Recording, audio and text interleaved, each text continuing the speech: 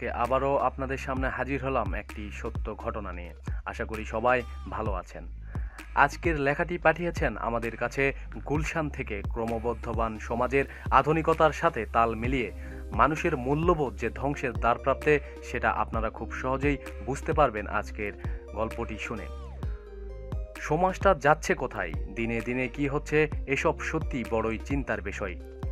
তৌফিক কাজ শেষ করে একটু দেরিতে বাসার উদ্দেশ্যে গুলশানের নাভানা টাওয়ার থেকে পূর্ব দিকে অগ্রসর হলেন। কিছু দূর হাঁটতেই দেখতে পেলেন কিছু তরুণী গ্যাপে গ্যাপে দাঁড়িয়ে আছেন। হঠাৎ করেই পুরাই অবিশ্বাস্যভাবে একটি বিষয় লক্ষ্য করলেন তিনি। একজন সুন্দরী মহিলা, বয়স আনুমানিক 30 থেকে 32 হবে, গাড়ি থেকে নামলেন এবং কয়েকজন তরুণের মধ্য থেকে একজনকে নিয়ে চলে গেলেন। কিছুটা কৌতূহলবশত তৌফিক সাহেব কয়েকজনকে জিজ্ঞাসা করলেন বিষয়টা কি, কিন্তু কেউ সরাসরি মুখ খুলতে চাইলেন না।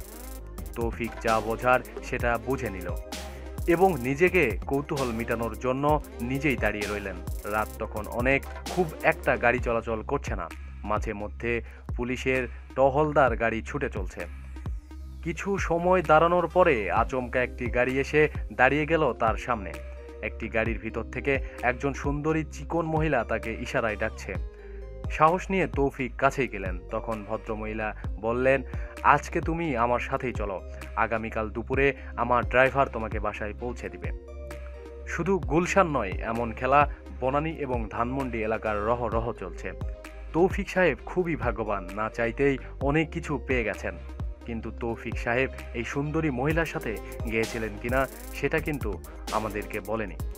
আমরা এই বিষয়ে তৌফিক সাহেবকে পুনরায় ইমেল করেছিলাম উনি গিয়েছিলেন কিনা তা জানার জন্য, কিন্তু দুঃখের বিষয় ভদ্রলোক কোনো উত্তর দেননি।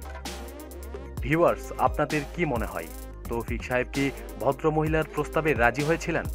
অবশ্যই আপনাদের বিষয়টি কমেন্ট করে জানাতে হবে। প্রতিদিন সব খবরাখবরের জন্য সাথেই থাকুন এবং সাবস্ক্রাইব করুন। ধন্যবাদ।